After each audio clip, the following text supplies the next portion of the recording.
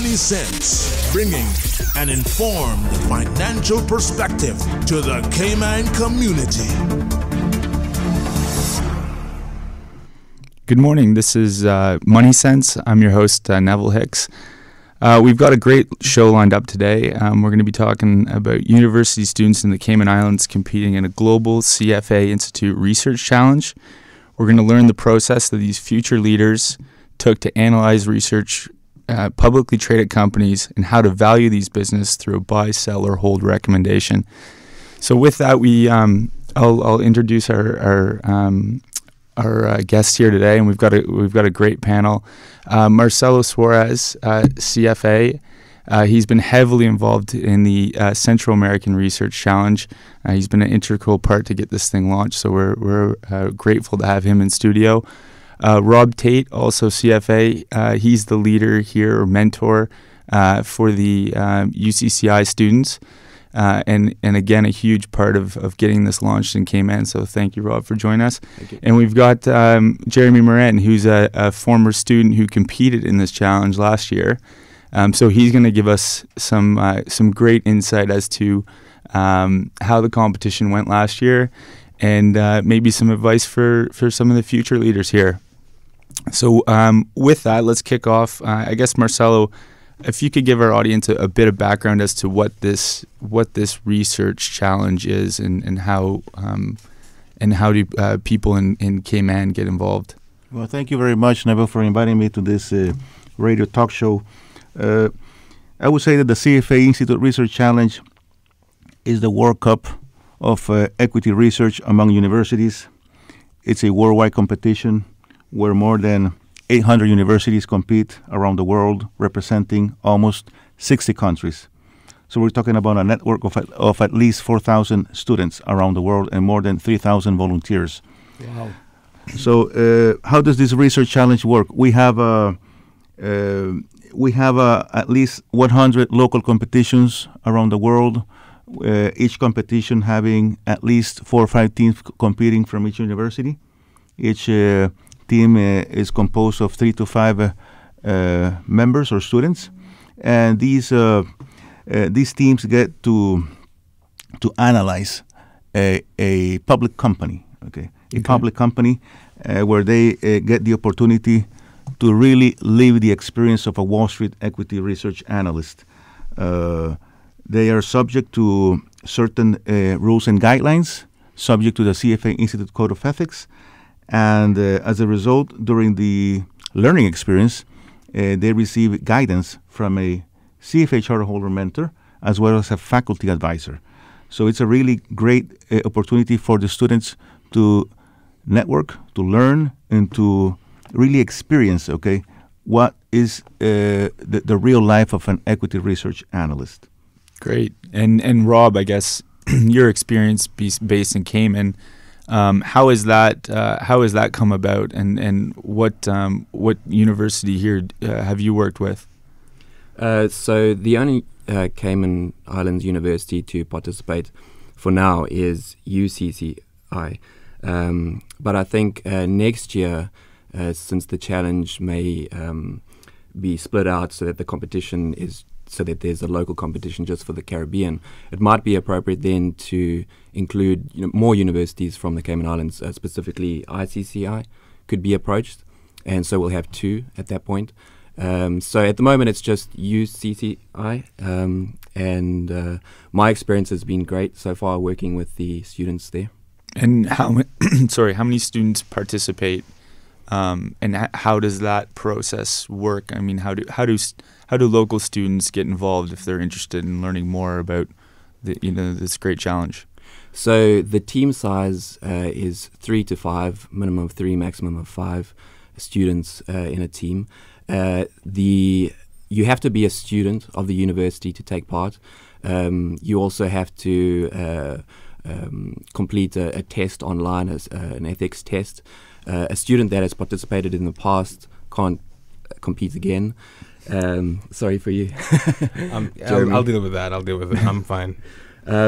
Other than that, really the main requirement is that you have to be a student of the university. So for now, it's just UCCI. And Jeremy, how last year when you got involved, how did you find out about this? Was it something that the university? I got approached by the then finance professor. She came up to me and she said this would be a good opportunity for me to get involved in, something that she thought I would be capable of doing. She gave me a registration form and she invited me to go see all the other team members. So we all ended up meeting.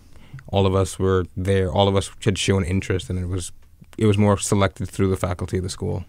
Okay, great. And then I guess Marcelo, you're really kind of one of the forefathers in the research challenge. How many years has it been going on, and can you give some background as to the evolution of the challenge? Okay, yeah. We started the Central American Research Challenge back in 2012 with only 4 universities. We had our first competition in Cancun, Mexico. The following year, our second challenge was hosted by the CFA Texas Societies, who invited us in Houston at Rice University. And the third one, we were approached by the Cayman Society, CFA Cayman Society, and by UCCI, as there was a very strong interest for a Caribbean university to join. So we, of course, were very excited about having a new competitor in our local final. And that would have been the first in the Caribbean region itself. Yes, UCCI was the first one to join. So during the third season, the Central American Challenge became the Central American Caribbean Challenge. Okay. So it was a joint competition, okay? And during that third competition, we were always hosted by the Texas Societies, and that was in SMU. Okay. In Dallas, Texas. Is that kind of because it's a central point, so people from the Caribbean can go to Texas, or they just had the facilities to? They had the facilities, and also because the Texas Societies, they have a portfolio management event in Texas every year. Okay. Where they invite the Texas universities to compete. So in reality, both in Houston and Dallas, we had 2 competitions, the Texas competition and the Central American Caribbean competition. Okay. So that was a very good opportunity for all the students to network and learn from each other. And the fourth one, which was in this February of this year, we had it in Panama City. That was the first time we had a competition in a Central American country. And this time, a university from Jamaica, North Caribbean University, joined the team as well, and 2 Panamanian universities. Okay. So right now, we have 7 universities competing. We have 1 from El Salvador, 1 from Guatemala, 2 from Panama, 1 from Dominican Republic, 1 from Cayman, and from Jamaica. And we're expecting to have 1 from Trinidad and Tobago the coming year. Okay, great. And then I guess just touching, Rob, a bit on last year's competition, because I know you were heavily involved with the students, and obviously Jeremy, you were involved. Yeah, I participated last year. What if you could just paint a picture for the audience of kind of the typical workload or what's required to succeed and really be successful in this competition? Well, I think the most important part is you really need to understand the subject company.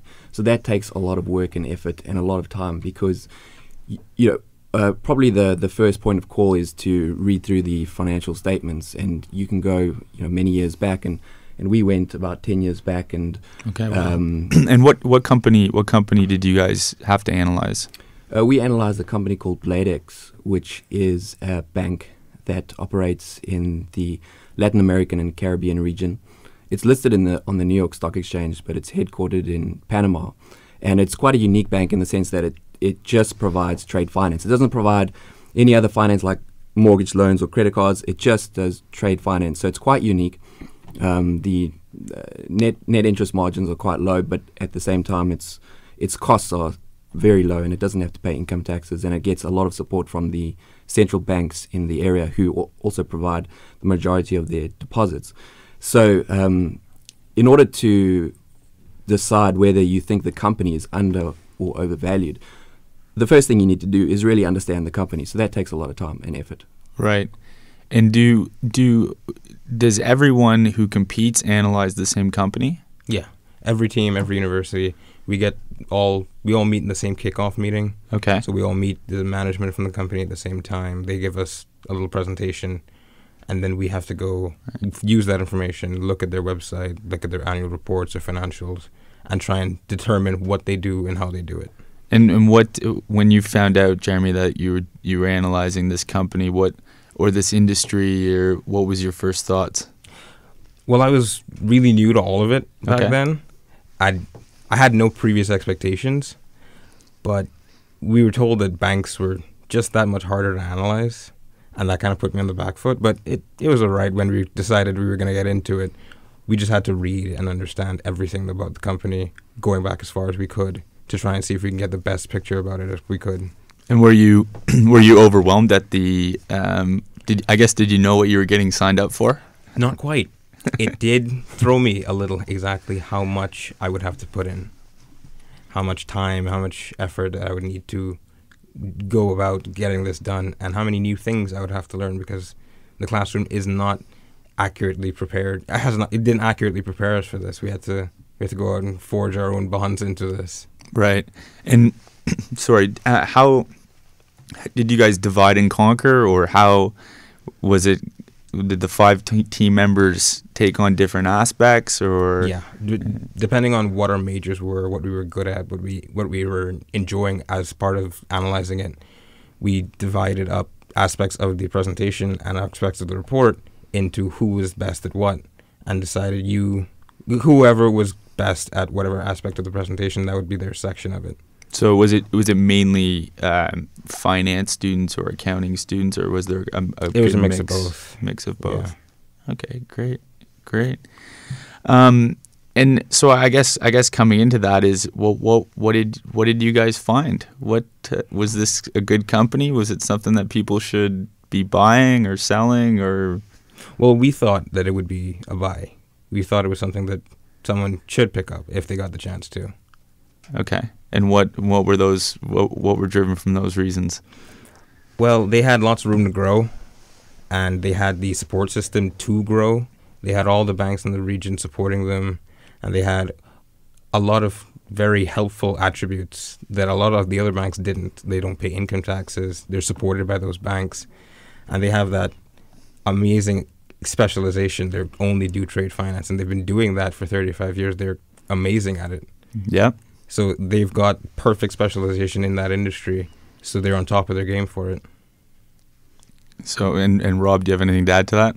Well, actually, I think the ultimate recommendation that we had was not a buy. I think it was actually a neutral recommendation, if I remember correctly, because I think the price, although it's a good company is not always a good investment. And I think I remember the price being too high at that time, higher than our range for intrinsic value. So I think, well, actually it was within the range of intrinsic value, and I think the recommendation was actually a neutral one, not to buy or sell at that point.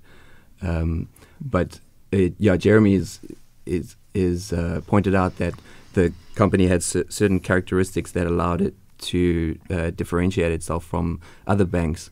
And I think one of the main things was that it had a lot of support from the central banks in the region, who were the Class A shareholders. That's right, hey, Jeremy? Yeah, there was the central banks and central banking institutions in the region that owned shares in Bladex. Yes, and they were also they provided the stable deposit base, which is very important for a bank, because how the banks generally make their money is they borrow from a certain group at a certain interest rate, and then they lend to another group at a higher interest rate. And so they make their money through that interest rate differential, in other words, that net interest margin. Right. They also get fee income as well, which is important for Bladex as well, and that was, if I remember correctly, I think that was one of the things that management pointed out, is that they could increase their return on equity through generating more income from fee income because of their unique position. Great. Is that right? Yeah, that's exactly what we went through with our presentation. So, I mean, as the listenership can hear, there's quite a lot of analytics that go into it. We're just going to take a break right now, but when we return, we'll talk a little bit more about the research challenge, the upcoming one, and then we'll continue to discuss business valuations. Moneysense, the only personal finance radio show in the Cayman Islands, hosted by Simon Caudry from the CFA Society Cayman Islands. This is Moneysense.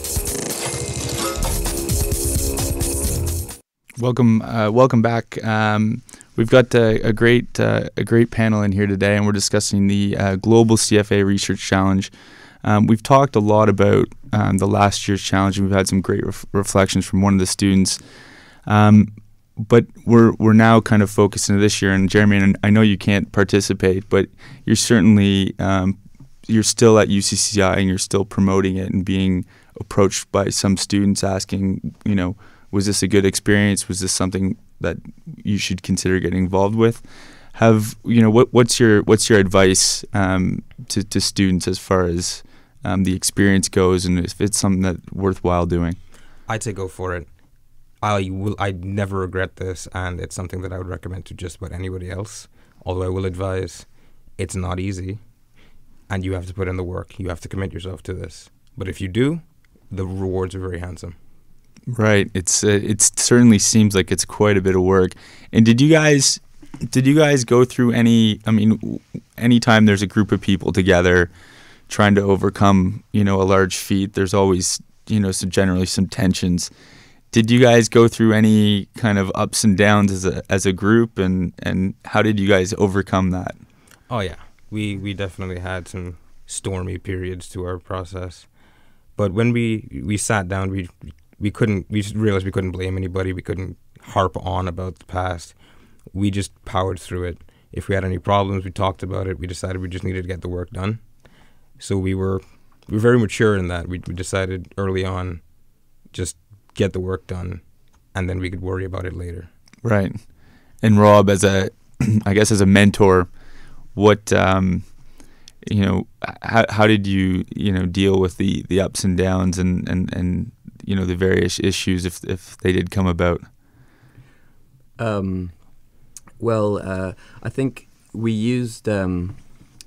actually used WhatsApp and group messaging to coordinate meetings, and sometimes someone would be off island, and someone would be working, so it's quite difficult to get everyone to meet. That was one of the biggest challenges. Yeah, I think teamwork was half the battle. Yeah, and because people are busy, and so we had to actually the team had to give up a few weekends ultimately because that was we ended up meeting at school a couple of times. We met at Rob's house a couple of times, but that was when we had the most time available.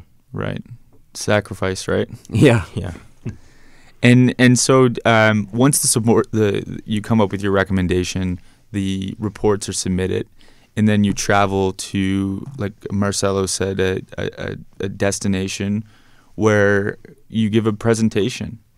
And so if I understand it right, you're presenting about the company and your decision to either sell the company shares or buy the company shares or hold. And that presentation is to judges, is it? Yes. Okay. There's a panel of 5 judges. Well, we had a panel of 5 judges, and we had to make our presentation to them. Okay, and was that nerve-wracking? Up until right before it started. It was nervous. I was nervous right before it started, and as soon as we started speaking, all the nerves just melted away because we'd practiced our presentation over and over again, and I was really confident in us. I knew we could do it. Okay. And all the other teams, so there was, how many were there were 7 teams. 7 other teams. In Panama. It was in Panama. Yes, correct. Panama City. So they presented about the same company. Yes, all of us had to present the same company, but we all ended up with slightly different analyses. Right.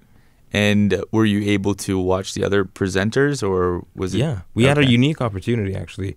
All 7 teams meet in the conference room. They set up the projection system, and they randomly selected which order we would go in before we got in. The first team goes first in front of just the judges.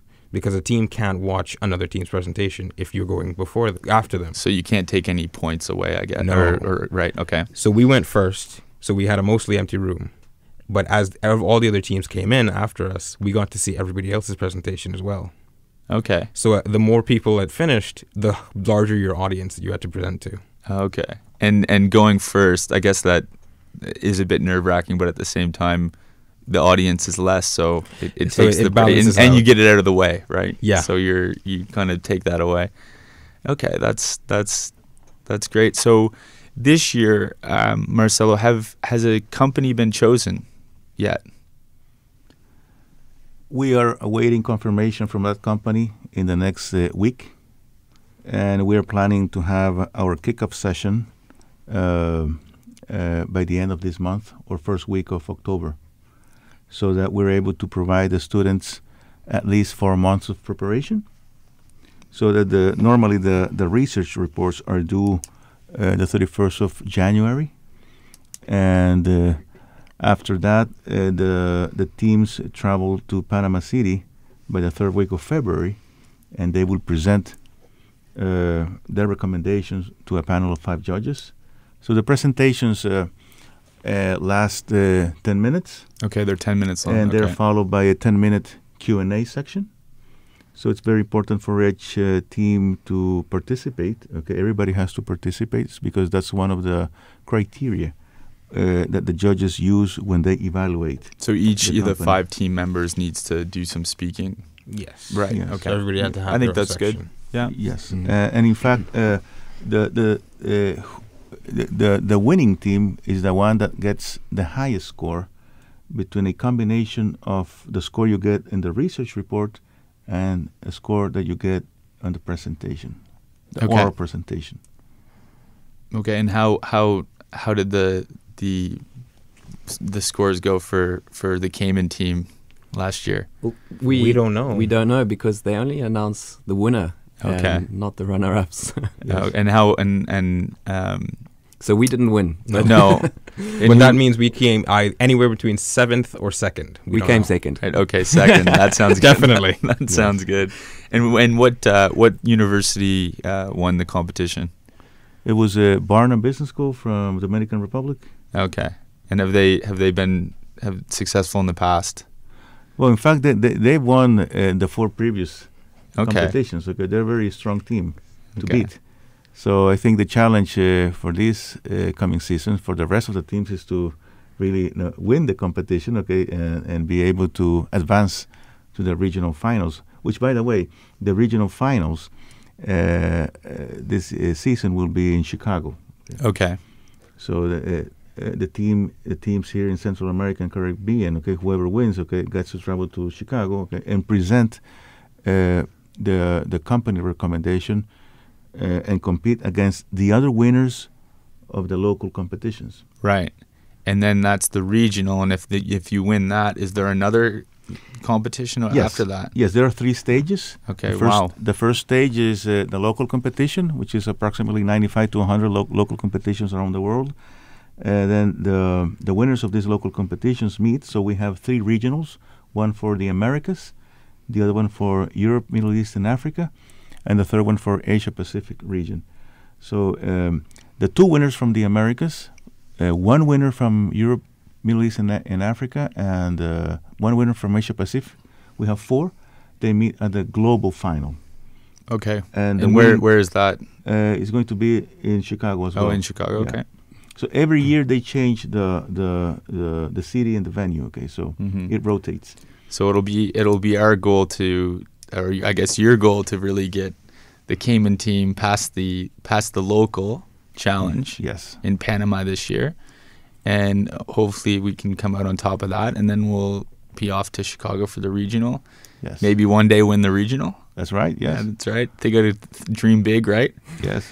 And then on to the global, which is, I mean, it's hard to put that in perspective how, it kind of gets back to your point about this really being the World Cup of equity research and analyzing businesses. And it's great that, UCCI and hopefully ICCI will be getting involved. Yeah. And the good thing about this is that not only do the students obtain lots of networking and learning experience, but also the winner, the global winner, gets a lot of international coverage. Mm-hmm. So I remember that the global past winners have been, they have had the privilege in some occasion to open the New York Stock Exchange session by ringing the bell. Oh, very good. Also, Bloomberg or Financial Times, the Wall Street Journal also provides some media coverage.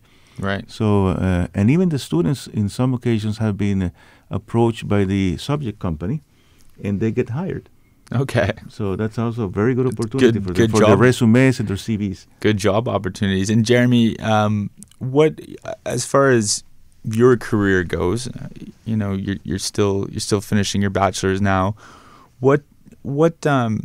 How has this challenge and this kind of experience affected you in maybe your career path?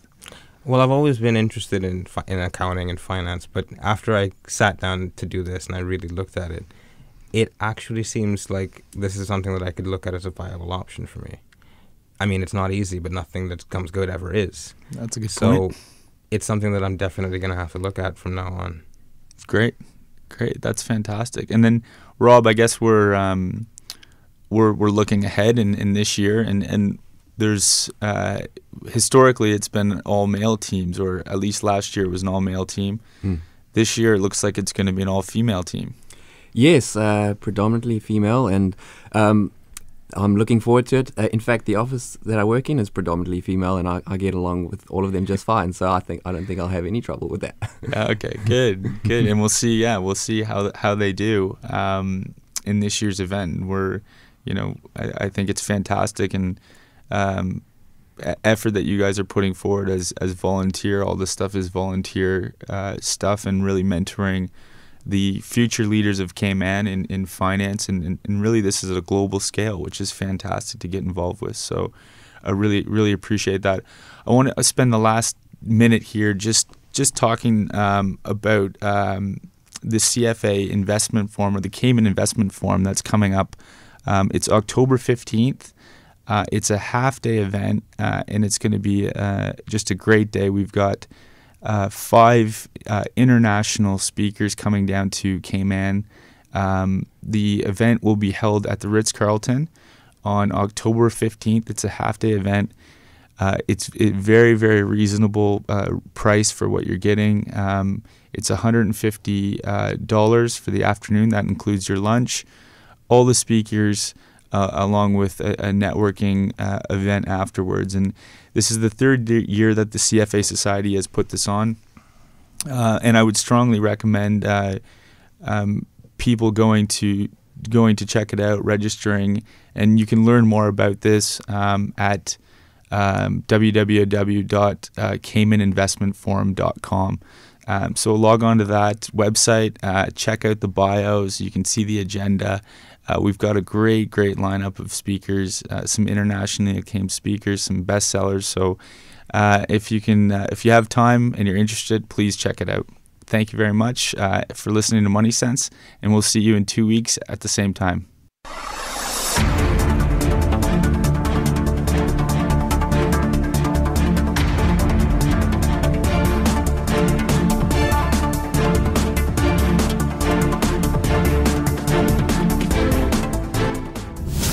Voice of the Cayman Islands. 89.9 FM in Grand Cayman and 93.9